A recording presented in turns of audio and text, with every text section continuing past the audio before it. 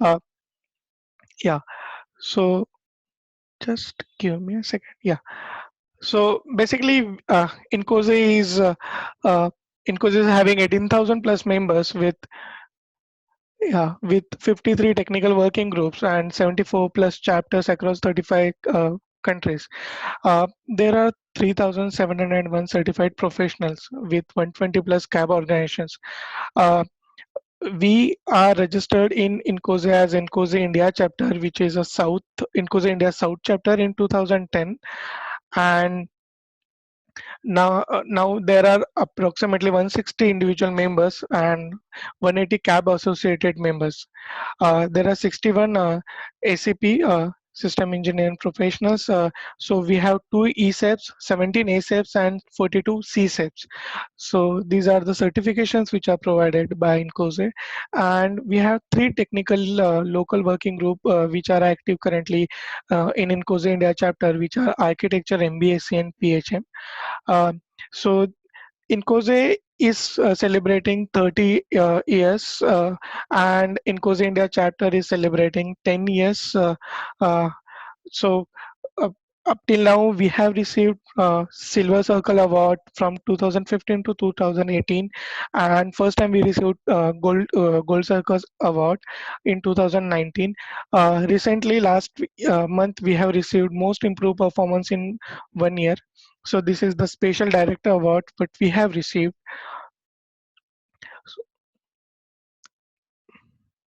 So as I mentioned earlier, this is the 10th year of celebration, uh, and we are planning lot many things. So the webinar series is one of the things what we have planned to have in COSE India chapter anniversary. Uh, we are thinking about having face-to-face meetings or gathering. Let's see how the current COVID situation allows us to do that. But definitely you will be having lot many things to hear from us in future. So today's webinar is regarding functional safety in automotive and avionics systems. So the speaker of today's webinar is Dr. Reveendra Menon. He is CSEP and he is a principal member technical staff at SENZOPT Technologies, which is placed in Bangalore. Mr. Menon possesses 38 years of experience, and he is experts in IoT things. Uh, so now I can request Mr. Menon to start with the webinar.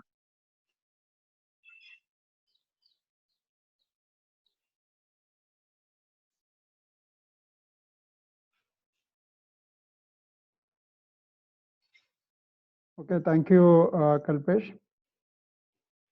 Thank Can you see my screen? Okay. you. Yeah. Okay. Yes. Okay, so very good evening to everyone. Thanks for joining this session on functional safety. Maybe one of the first time in India that we are organizing a topic on this area.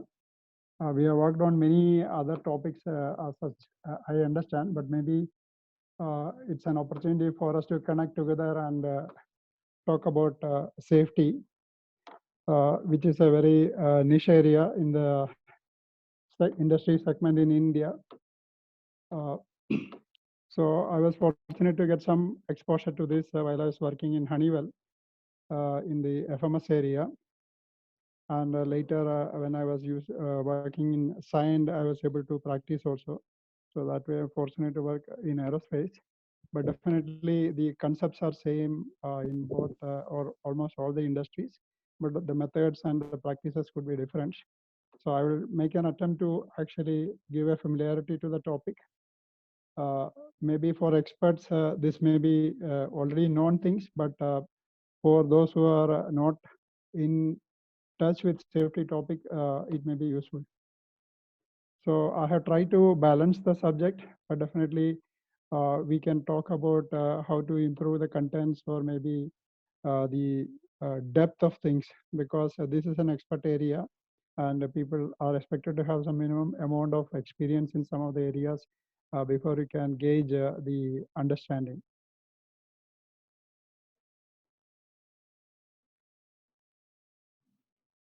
Next slide.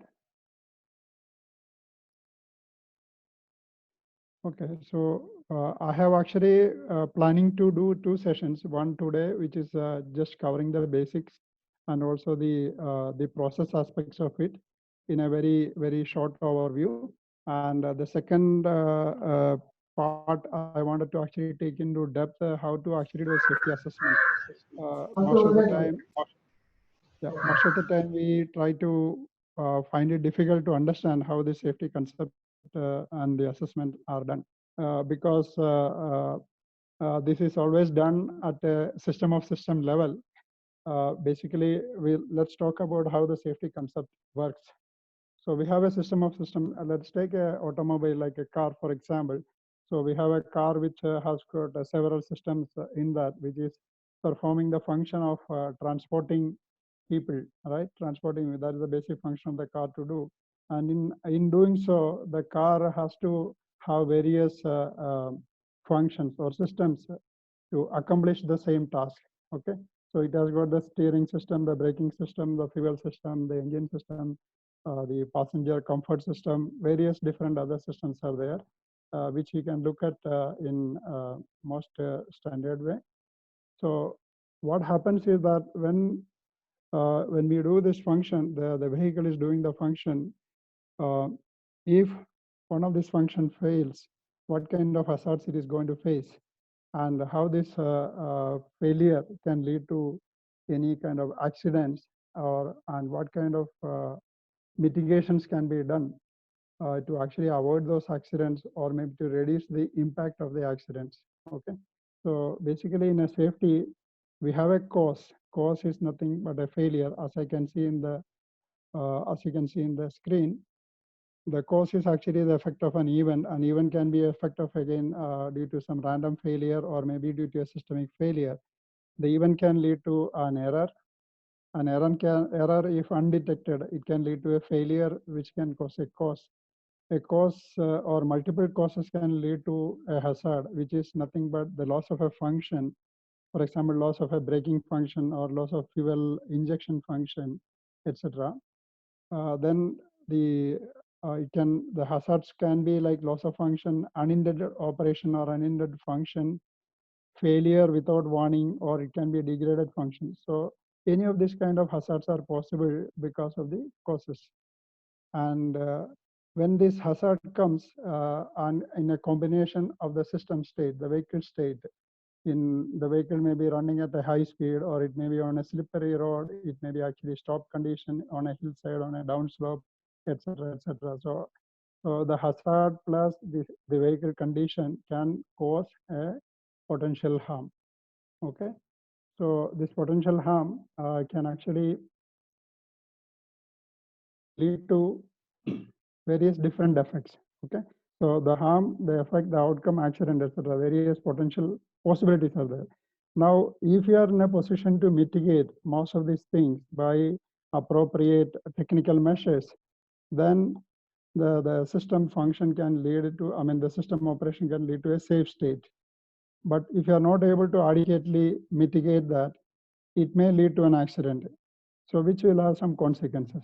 So the potential harm or the consequence will lead to an accident only if we are not able to adequately mitigate it. The mitigation is including an operator effort, like the driver identifies that there is a failure is happening and he is able to take an action to control it. That means the accident can be avoided. So the whole approach of safety is actually to uh, in a system design to identify the causes, identify the possible hazards, incorporate mitigation mechanisms in the system, and then try to ensure that accidents are avoided or failures are mitigated, and the system is, even if it fails, it goes into a safe state. So this is the basic approach on safety. So as you can see, some of the system state, like, basically when you talk about system state, you need to consider the people inside and outside, because we have a society which is outside the vehicle, right? They are also the users of the road. Then the property outside, property of the people inside and the property outside, the road surface conditions, and also mandated by regulations, awareness, and etc. etc. They're all important for the deep concern for safety nowadays.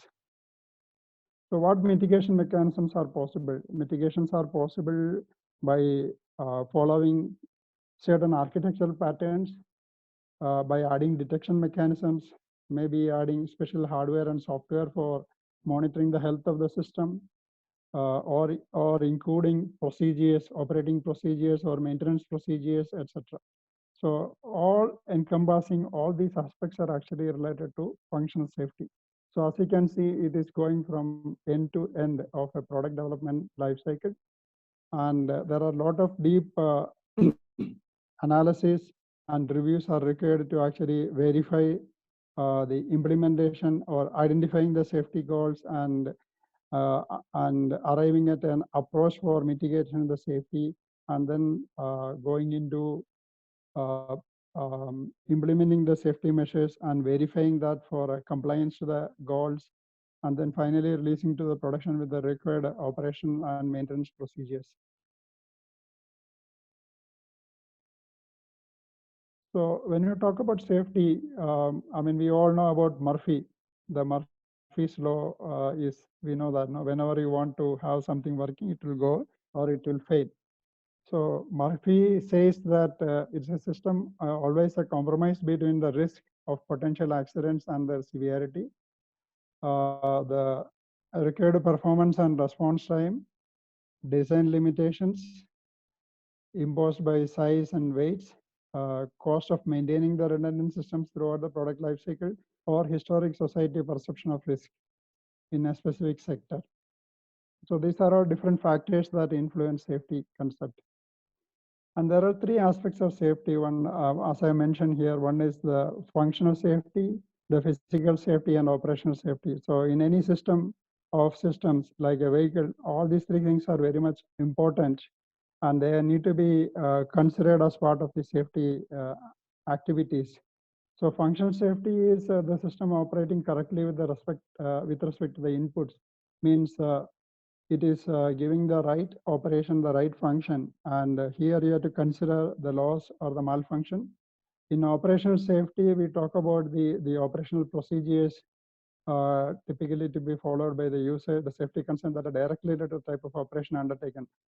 Sometimes, so for example, you have a flat tire, then you are going to drive the car with a flat tire, then it can cause an operational safety. So it's like the condition of operation can lead to operational safety issues.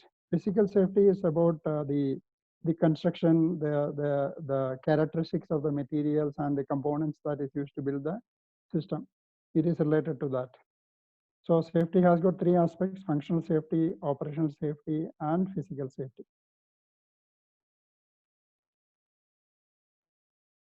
So moving on, we also defined what is safety is freedom from harm. So this is one of the most common definition of safety, the freedom from harm or accident or hazard. The freedom from those conditions that can cause death, injury, occupation, illness, damage, or loss to property or damage to the environment. So to the extent of these damages can actually decide what is the severity of the safety issue that you are going to do it. So there are actually different measures or mechanism, I mean standards are arrived at to quantify this. Safety is a pursued quality that determines to what extent the management, engineering, and operation of a system is free from danger to life, property, and and the environment. So this is a, I mean, Benjamin C. Koo, who is the first person who has to define a lot of systems engineering aspects. So he has defined safety in that way. Safety is a state in which the risk is lower than the boundary risk, the upper limit of acceptable risk in as per a SAE standard ARP 4754. This is used in aerospace engineering. So the idea is that the safety has got an acceptable boundary of risk. Means we know that we are all driving, most of us are actually driving in the road, and we also see accidents. So just because we are seeing accident, we are not taking a decision that, okay, tomorrow onwards I'm not going to drive, okay, but we still drive. So it means that there is some amount of perception in our mind or an acceptability of a boundary of risk is in our mind. So that is what is where we call it the limit of safety. So safety is again being promoted by different industry standards. So IEC 61508 is used in industrial safety critical systems. ISO 26262 is for automotive systems. EN standards, EN 50128 and 129 for rail transport. IEC 6230 for medical devices. IEC 670880 for nuclear power. And NSTS, that is National Highway Traffic Safety Administration, an US body under CFR 49. There's a Code of Federal Regulation 49, which also defines the safety to be followed in US. So there are different agencies or regulatory agencies who are actually mandating the need for safety in systems and in its operations. In aerospace, we have FAA or EASA. They are the safety agencies who are actually, or the certification agencies who are actually mandating safety in the systems what we practice. So there is AC Advisory Circular 25.1319, which describes what are the safety and how the safety should be achieved. And SAE 4754, ARP 4754A is a system development process, the recommendations for or guideline for system development process for avionics systems. And ARP 4761, which also talks about how safety analysis should be performed in aerospace systems. Similarly, in MIL also there are safety standards like MIL 882D or E, the current version is I think E or F, that also specifies how a system safety practices can be followed in developing military systems.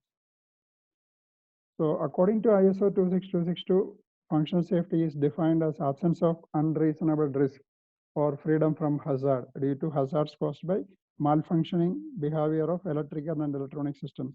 So basically ISO 26262 is, the scope is only for electrical and electronic systems used in the vehicles. So why we are putting a lot of focus on electrical and electronic systems?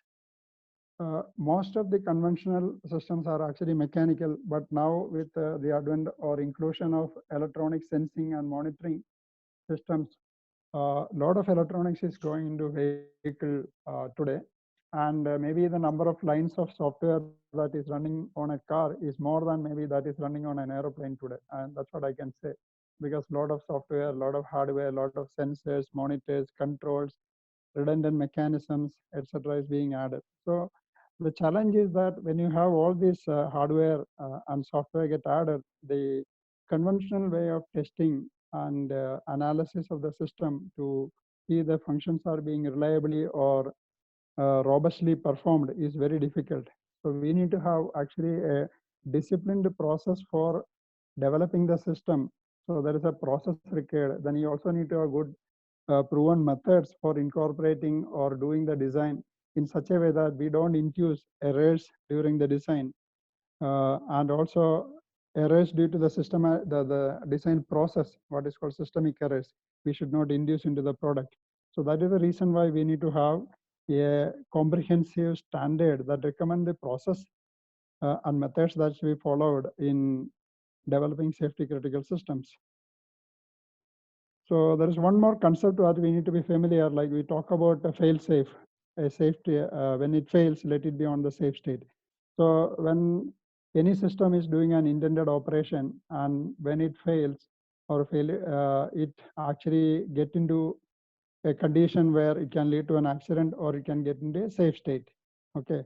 So what we do, we actually incorporate failure detection and maybe mitigation mechanisms. We incorporate that in such a way that when the system fails, as you can see on the left side, bring the system to a fail-safe state to avoid any hazard. And by using fail-safe by design or failure mitigation and transition to fail-safe state, or sufficient for most classic automotive system, often with mechanical backup. So we have some backup mechanisms or redundant mechanisms to ensure that the system is put into a safe state. Fail operational is where the system fails. Still, we may have to operate it because of the conditions in that given situation. So maybe that you will not get the full functionality, but you may get a degraded functionality. So availability of elements assuring the required safety, diverse, redundant, and architecture, or required for continuous and automated safe operation. So we need to be sure that there are two concepts which we need to be aware of it. One is the fail safe, the other is fail operational. So how is the safety assessment being done? There are two approaches being followed. One is risk-based safety assessment. The other is goal-based safety assessment. So I just cover the risk-based. So as you can see in the right-hand side top corner, we have a graph here where the probability of the event and the severity of the consequence. So the risk actually increases, as you can see in the red line. And our objective is to reduce the consequences and reduce the probability, and thus we have to reduce the risk. So what we are trying to say is that by reducing the consequence and the probability of the events occurring, we will be in a position to reduce the risk. So what is risk? Risk is the combination of the probability of occurrence of harm and the severity of that harm. So risk is equal to severity into the probability of occurrence. So in the case of automotive systems, or as per ISO 26262 standard, the probability is actually being composed of another three more factors, which called the probability of exposure, probability of controllability, and probability of integrity. So exposure is the time duration which this failure is active, or the error or the failure or the harm is active, and the controllability is how much you are in a position to control it so that we can actually reduce the risk. And PI is the integrity of the element, basically the reliability of the particular system in which this system which is active for this particular risk consideration. There is another concept called ALARP, which is called as long as reasonably practical. So this is actually came out of the Health and Safety Work Act in the UK, and as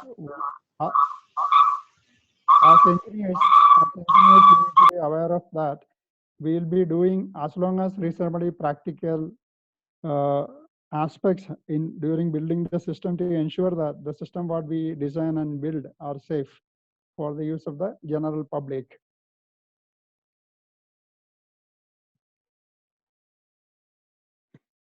The second approach is goal-based safety assessment. So here, the approach is you identify the potentially hazardous situations, assess their impact on the system. So basically, you have a function, for example, a braking system. Okay, you identify what are the potential hazards of the braking system fail, and then you assign a goal that okay, yeah, we should ensure that the probability of failure of this function shall be less than say 1 in 10 raised to minus 8 plus hour or something like that. So one very highly improbable or a almost improbable kind of failure rate. So you try to assign a goal for that. So set a safety target according to the potential severity, then prove that these targets are met. So this is the approach in the goal-based safety assessment. So it basically do that as an establish an inverse relationship between the consequence and frequency of the failure. So as you can see in the case of aerospace, we have most frequently occurring failures like probable remotely occurring or extremely remote occurring or extremely improbable failures. And the severity is that it can be minor, major, hazardous, or catastrophic, depending on the type of injury that is going to harm or that is going to happen to the users, the passengers or the crew or the people who are actually on the ground, etc. So there is a classification in the respective standards. So basically, to put an acceptable limit, as I shown here on the red line, and our objective is to reduce or get into the acceptable region from the unacceptable region. So whatever activity or safety measures we do in the system design and development to ensure that the probability of occurrence and the failure conditions need to be in the acceptable region. So AC 25.1319 specifies this kind of a inverse relationship, and in ISO also, ISO 26262 also, we try to use this approach, that is the goal-based safety approach.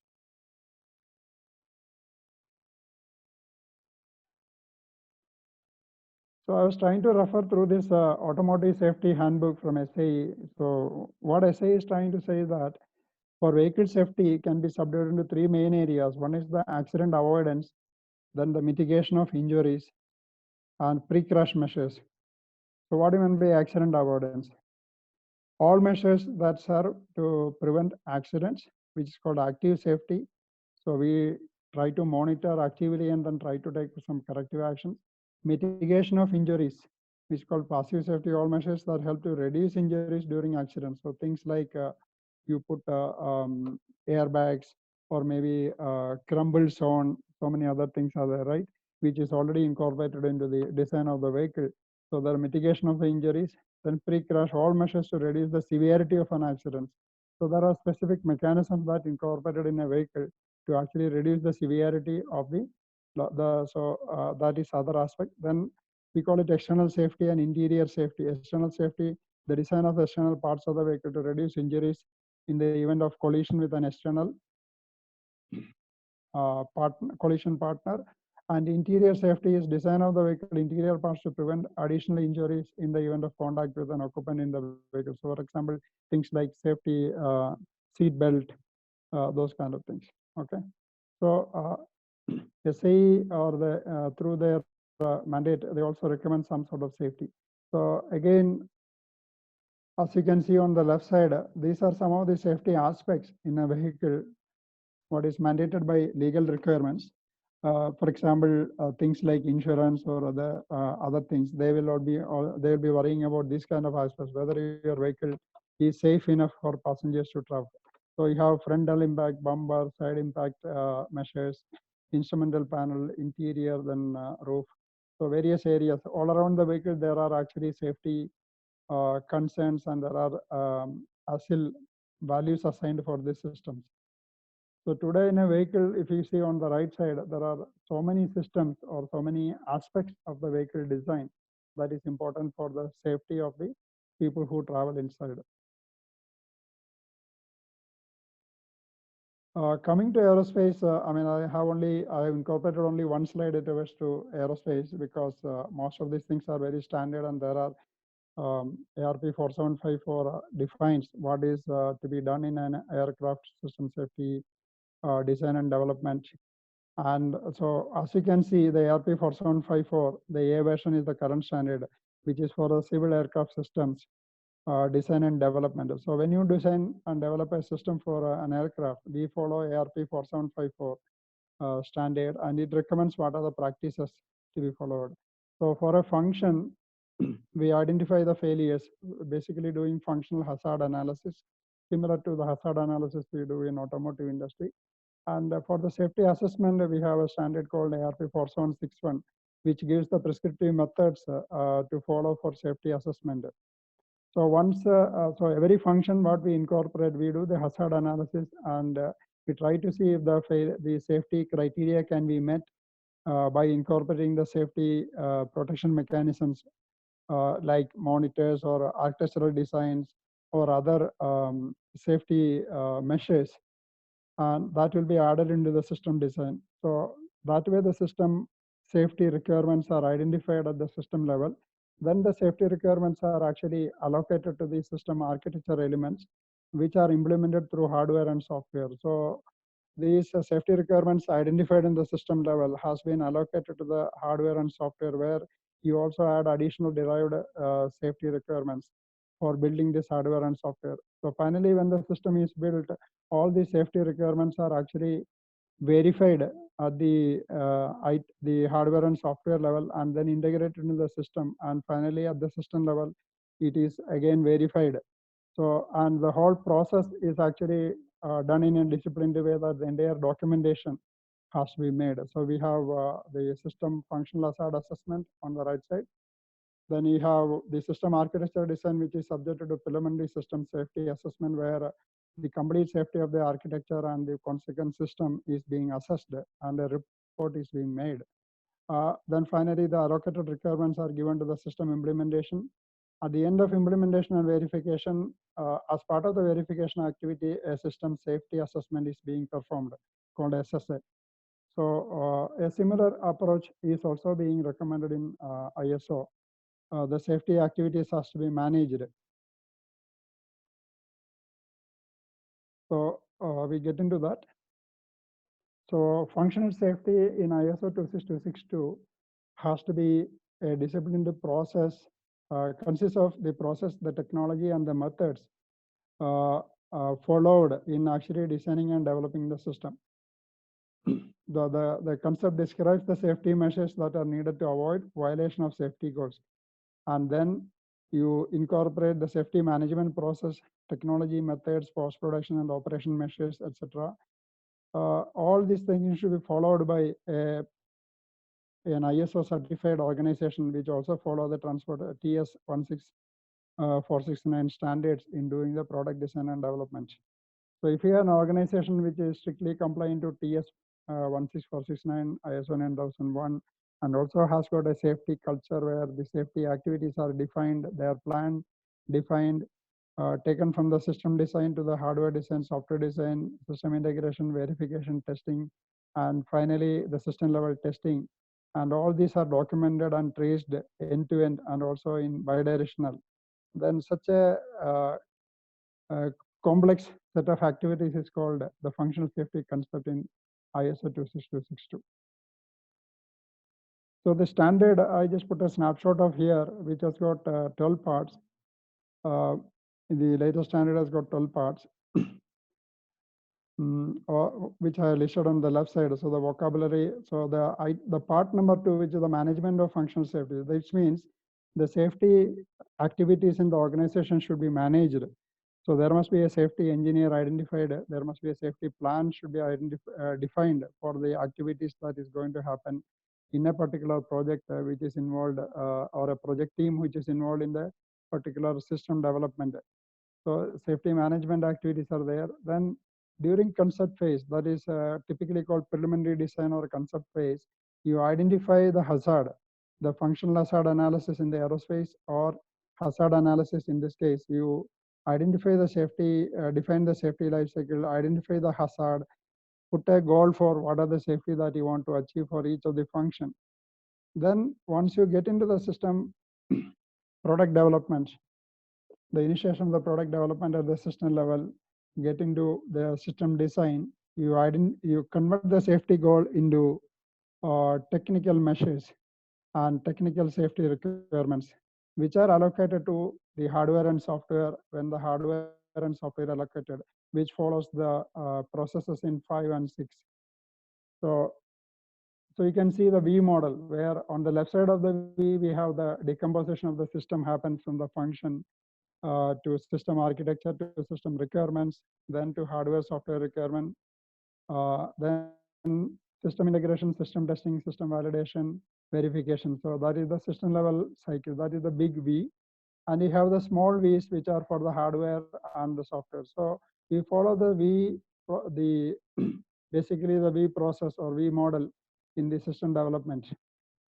Then addition to that, vehicles, they have to follow the production and operation. What kind of safety activities you need to follow in the production and in the operation? Operation in the sense, the maintenance process to be compulsorily followed. For example, you need to ensure that the oil is changed after so many kilometers, or the brake is inspected or they cleaned or inspected after so many kilometers, or the tire should be changed after so many kilometers, etc., etc. So those kind of operational and production guidelines, etc. Production is again related to what kind of material to be used. There are very strict process to be followed to ensure that whatever is envisaged in the design is what is being used in the production. So there are strict supervision is required during the entire life cycle of the product design and development.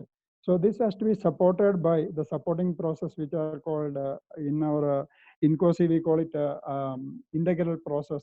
So this integral process, which are already in the organization, which includes the interface definition, configuration management, change management, verification, validation, or qualification of tools, software tools, documentation, the change management in the documentation, etc. So which are actually part of the supporting process.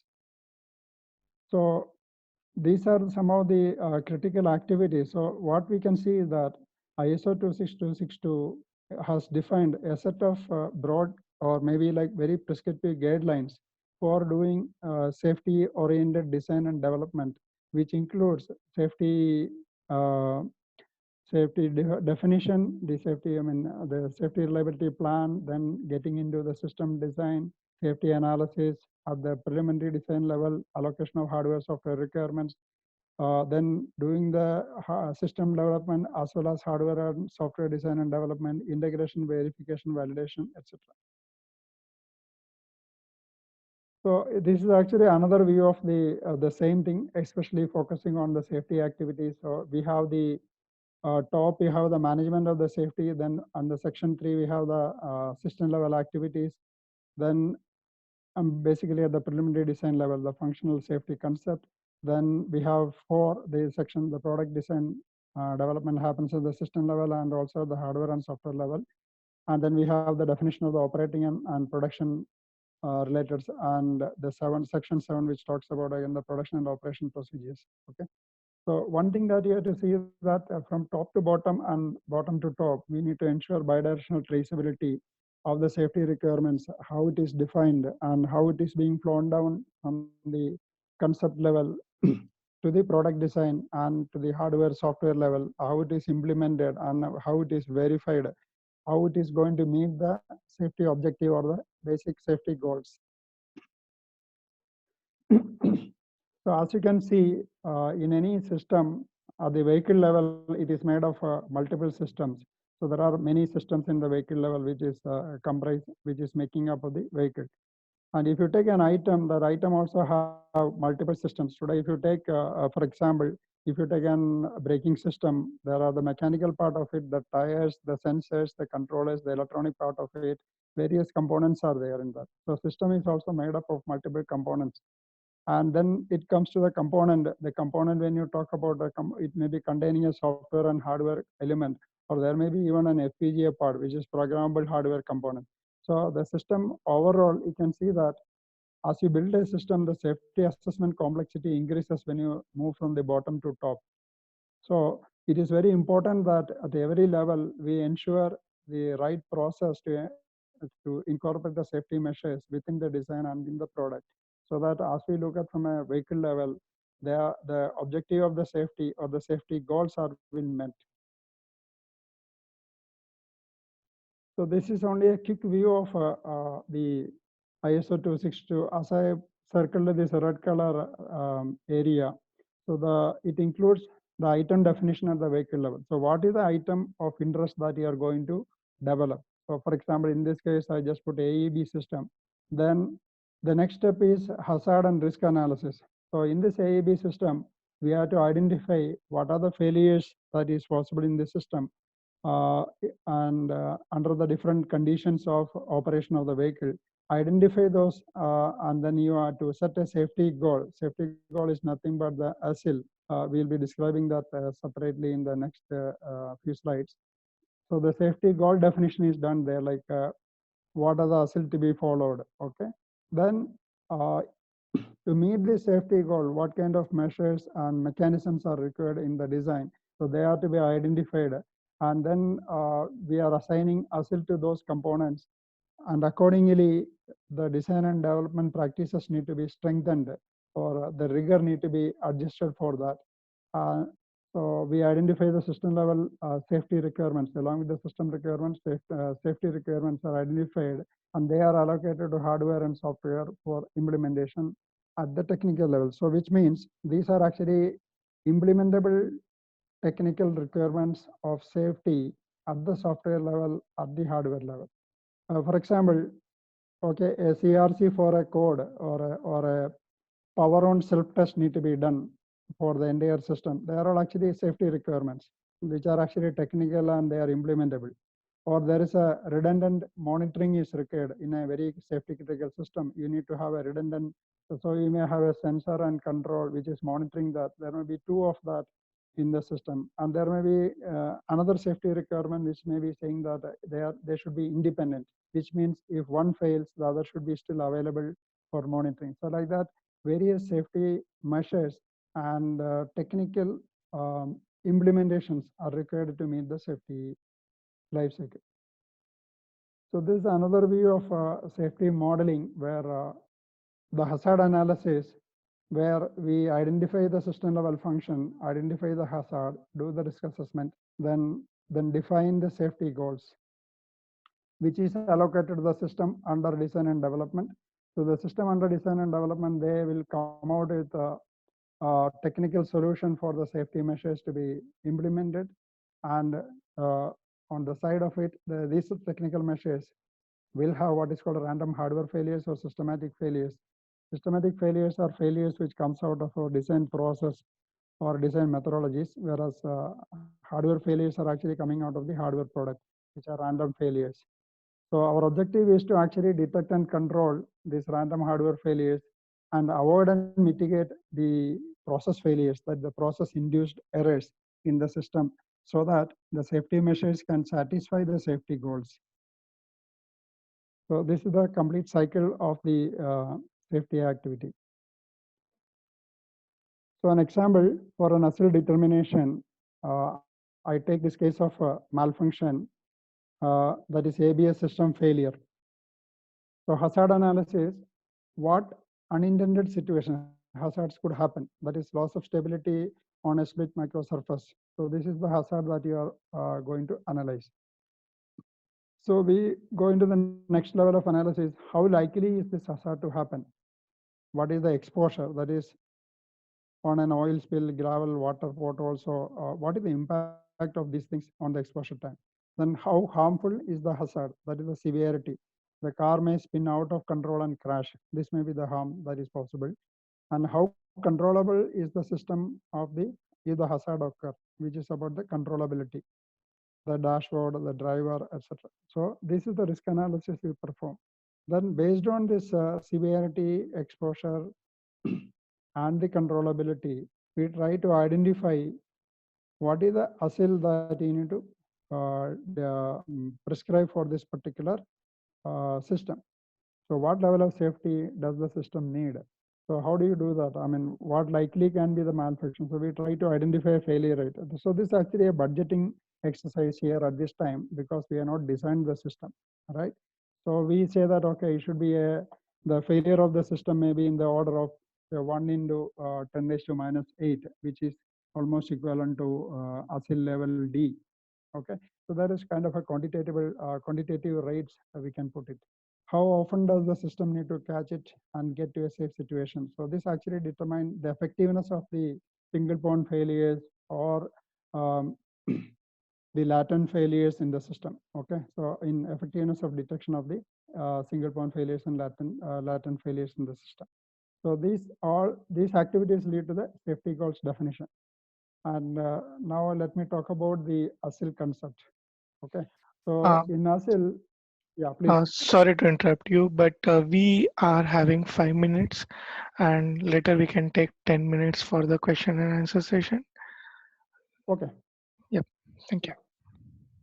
Yeah, in ASIL, so we have levels A, B, C, D. As you can see to the on the bottom left corner, A is the lowest level, and D is the highly critical level. Okay, so A, B, C, D. Level D is more critical than the level A, B, C. Okay, so and ASIL is decided by the probability of exposure, controllability, and severity of failure. As I explained here, the severity is actually decided by the level of injuries, the injuries that is going to happen, or life-threatening injuries, etc. So the extent of injuries decide the severities.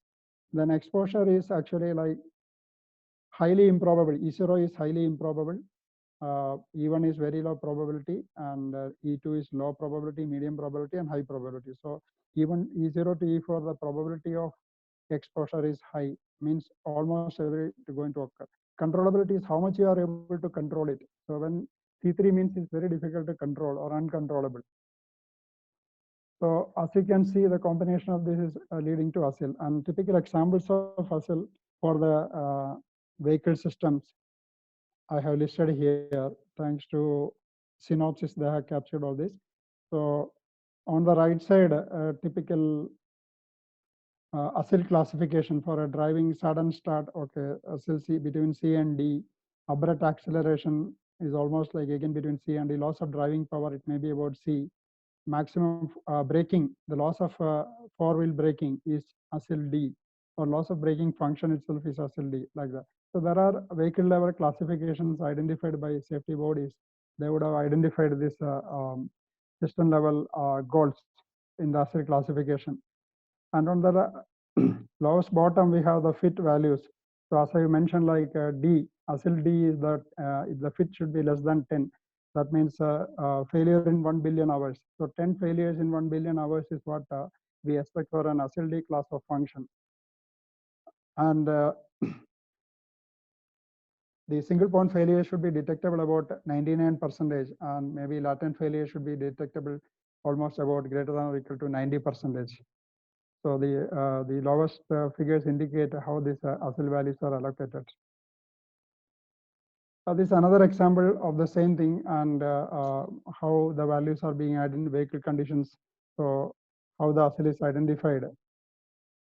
So in the part of the product development process, we have this functional safety concept. So one has to develop the safety concept, which includes the system architecture, the system decision, the failure modes, failure effect, severity, occurrence, controllability, failure mitigation mechanism, goals, allocation to hardware, software, technical safety requirements, production operation service instructions, etc. So a lot of detailed documentation process has to be done, and traceability has to be established in developing the safety concept. So in the safety concept, we'll actually describe the safety measures, how these safety measures are going to offer the safety mechanisms, which convert into the technical safety requirements that get implemented into hardware and software, and the allocated hardware and software safety mechanisms actually remove the random hardware and the systemic failures, and that meet the safety goals. So this is how the functional safety concept is being done. So Kalpesh, I would like to stop here, and maybe I can take questions if that's the way we should go. Sure. And it was very informative, and thanks for sharing this information with us. I'm sure that people are very like it is taking time people to imbibe things, so it's very complex and it gives a lot many thoughts to individual. Um, so shall I start with the questions? I will request everyone to put their questions in chat window. Uh, okay, so we have a first question where it has been asked what is PBIT and CBIT and how Yeah, they differ. PBIT PBIT is power on built-in self test. Okay, so power on built-in test it's called. So basically, when any system, when you power on, you do a integrity check of the hardware functions within the system as far as possible. So that again, depending on the level ASIL classification of the system, you need to do very severe testing. So that includes, say for example, you do a memory check. The memory today, if you are using high-speed memories, there is every possibility that the bits can get corrupted. So it is important that you are in a position to ensure the integrity of the memory before the computing environment or the processor uses the memory. So those kind of tests are called the PBIT. And CBIT is continuous bit, where you have actually incorporated a safety mechanism for monitoring certain things. But how much you are sure that that safety mechanism is working from the last power on? So you have a mechanism of doing, maybe it is software assisted activity. You will keep on checking maybe every 1 minute or every 5 minutes, go and verify whether this mechanism is operational. So that when you need it, it is available. So this is the difference between PBIT and CBIT. Okay. So the next question was like what differentiate functional safety from existing error resolution? Example, fault reporting. If one light not working, turn on the other light. Yeah, as I mentioned, functional safety is an all-encompassed approach which is needed to prove that the today's complex electronic systems, which includes hardware, software, which is working with the mechanical to provide a top-level vehicle function, right? So it is Mhm. very difficult to comprehend the safety of this through our conventional approaches. So you are able to do the light mechanism because there are only few cases you need to analyze. for very few cases you need to test in that case. Whereas in a complex system like, say, for example, ABS braking, you take it, there are so many interoperating systems to make the top level braking function to be provided. The safety analysis and the testing become very comprehensive that it's not possible humanly to do it. So that is why a systematic approach is required, systematic methods are required to implement the safety process in the system design. So that is the difference that it brings into the functional safety. Okay. So we have a next question. Is hardware and software test that tier one okay, so hardware and software test that tier one follows differentiate from what is expected from the functional safety testing right side of the V, and Yes. should there be any specific tests that need to be happen specifically for the functional safety? Yeah, so the whole objective of testing is to ensure that we meet the safety goal, right? Yeah. So what is important is that at the vehicle level, what they are expecting from the system safety is assigned as goal. Then you are identified as different safety measures, which get implemented in the tier one may be expecting that to be doing at the vehicle level, but tier twos and other people, they should be done at their own responsible component level. So you need to actually work with the tier one to understand what is that I need to take on from the allocated safety requirement. So your objective should be to test the safety requirement allocated to your component under Okay. development. Mhm. Yeah. So there was a subsection which basically extend the earlier question. So for tier one suppliers, what is expectation of level of functional safety standards to be followed? Tier one suppliers. Yeah. So tier one means here you are not the OEM, you are supplying to the OEM, right? Yes. Example, Okay. valve manufacturer for truck OEM. Yeah, understood. Yeah. So basically, there is a supply chain agreement should be there where Mhm. you'll be defining what is your responsibility. There's a system safety requirement identified at the system level would have been allocated to you as a tier one supplier to your system, right? So those safety requirements must be decomposed and allocated to your components, and you must have proof to verify that, or you should have actually verified proof to show that you are meeting those safety requirements at your system level, which is your valve level, for example. You should be actually doing that. So that is what you should do. Okay. So we have now next question. It is how system engineering helps in ISO 26262. It's a very interesting question. The whole thing is about system engineering only. So when you do, yeah, I mean, we are seeing safety under the entire system of building the product, right?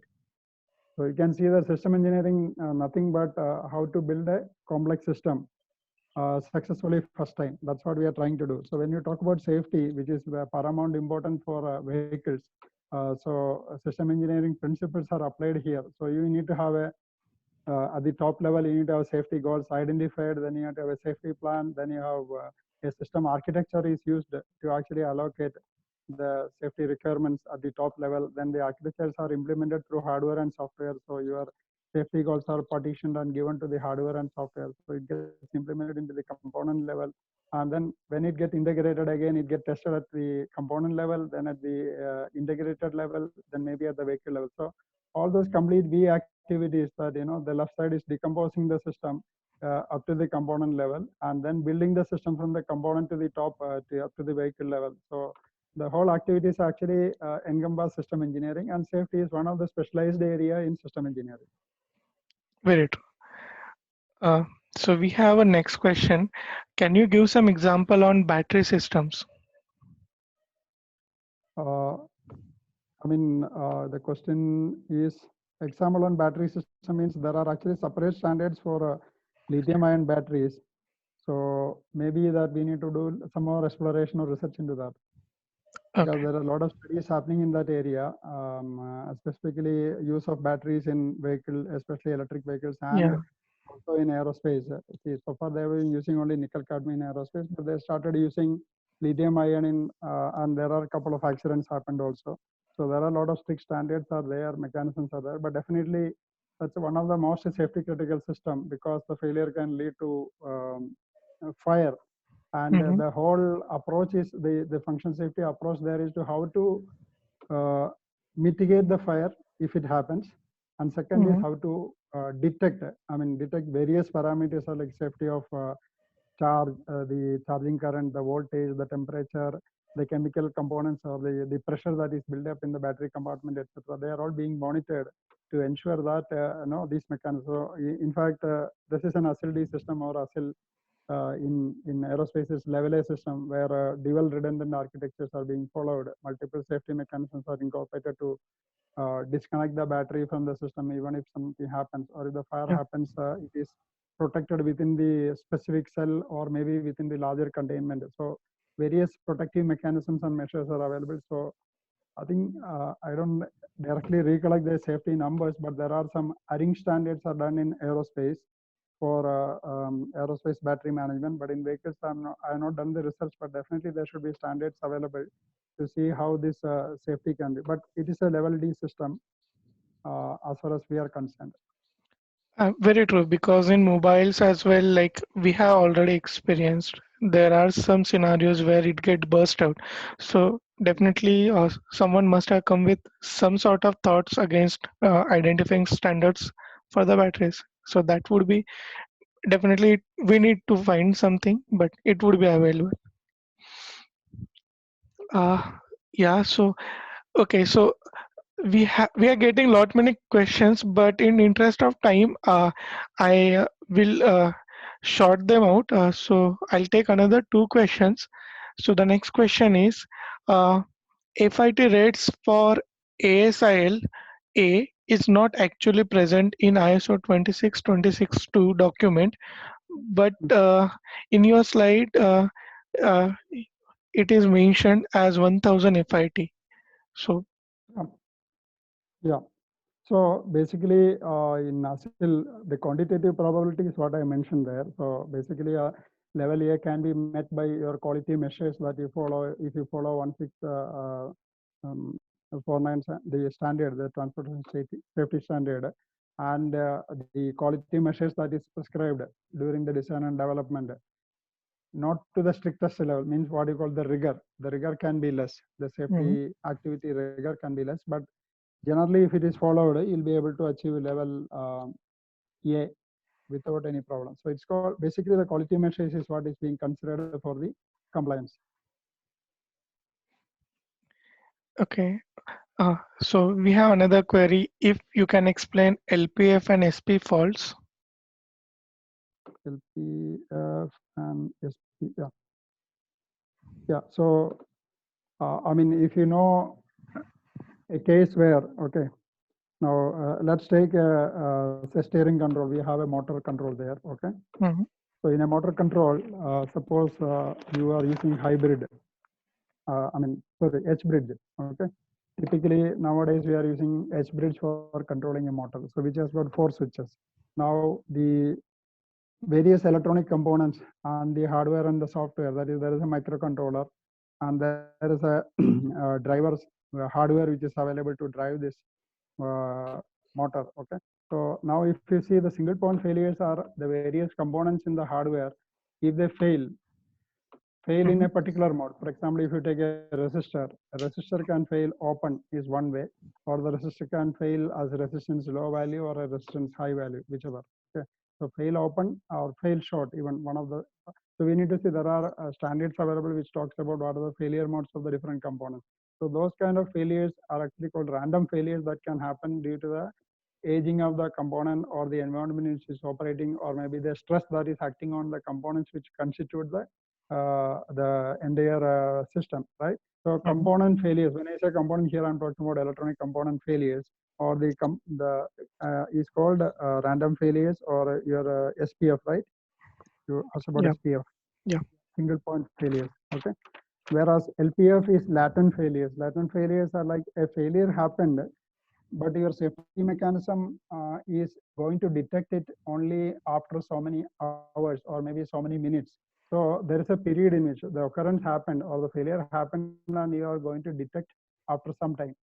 The time may be like in the next turn on of the vehicle only I will detect it. Then the time is too small. So you are actually carrying a small time bomb. You can say the time bomb is carried for that much duration, right? So those kind of failures which actually happened and you are not able to detect or latent detected at a later time. So that is the latent failures. Okay, so the time that is coming is called the exposure of that failure to the system, or which can actually lead to an accident. So that is Okay. the latent failure. I hope I have clarified it. Yeah.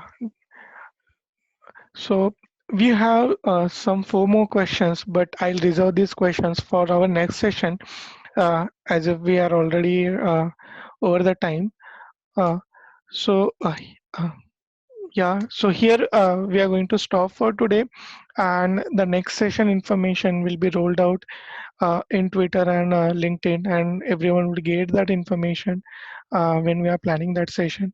Uh, so I want to thank Mr. Menon for providing such a wonderful information and sharing this information with us, especially when there is a lack of information in India. And so he kept aside time for us and came with such a elaborative presentation, which would definitely going to help everyone who in this session. So we are going to look for our next session, sir, and we really want to learn more, lot many things from you. Sure, thank you. What I will do is I will send this presentation to Kalpesh and then you can share it um, for this first session. There are a couple of more sites and some questions and some Mhm. definitions which is left over, which I didn't cover. But most of the critical components for this presentation is already discussed. So we basically, to summarize, we know what is the definition of safety, the different kind of safety, functional safety, operational safety, and Mhm. physical safety. Then we had the determination of ASIL. How do you detect ASIL? What are the components of the ASIL? Like, SEC. Okay, so that we discussed. Then Sure. we also talked about how the hazard analysis need to be done. So my next session, what I want to do is I want to apply this bit of this theoretical knowledge into practice, where I think most of the practicing engineers, they want to see, okay, yeah, we have all this theoretical understanding, but how the safety practices are being followed in the organization. True. So I will try to do justice, but my background is aerospace. So maybe like I will try to do little more time to do some research on the typical activities done in automotive area, and I'll try to incorporate practical, determination mechanisms. Because one more thing that I understood is that a lot of tools are now being used because the documentation and the correlation is very comprehensive, and tool-based safety analysis and requirement allocation, requirement traceability, all those things are being followed. So I Mhm. will try to do some justice to people to understand at least the concept-wise how the safety assessment can be done. Having understood the safety goal, how do you actually go to the next steps in getting it implemented and getting it verified? But I will not be covering the typical organizational process like validation, verification, etc., which is part of our most of our organization. We know that once you do a design, then we need to verify it, we need to validate it in the given environment, and then we need to produce the proof that the system meets the requirements. So that I will not be covering, but I will try to do justice to the safety related activities. Sure, and thanks Yeah, for that. yeah. So for participants, we are going to keep this video on YouTube. We have a Incosi India YouTube channel where this video would be available in next 3 or 4 days. So feel free to revisit that video before coming for the session 2, so that all our basics would be uh, clear, and the next session would be more smoother. And feel free to reach back us on Incosi India email for any queries, or how we any further topics that you are interested to hear back from us, and we'll just try it for that in future. Yeah, here I want to thank everyone and conclude the session. Thank you, Ingos India team for giving an opportunity to present, and also thanks the audience for sparing their time for this session. I hope we'll be able to meet in the next session with more questions and more enthusiasm in participation and questions. Definitely. Thank you. Thank you. Have a good day. Bye. Have a good day and good weekend. Bye. Yeah. Bye. Thank you.